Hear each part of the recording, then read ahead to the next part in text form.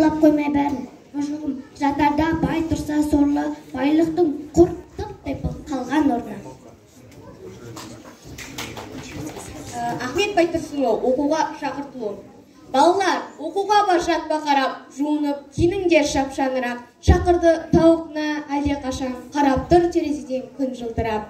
Адамды, ұшқан құсты, жүрген аңды, жұмыссыз тек тұрған жоқ ешбір жанда. Кішкентай қоңызда жүргін сүйреп, барады аралар да ұшып балған. Күн ашық, тоғайлар шатыншық орман. Тоқылдақтың шығады, тоқтық даусы, сарайы сарғалдақтың сыңғырлағы. Өзенде балықшылар ау қарап жүр.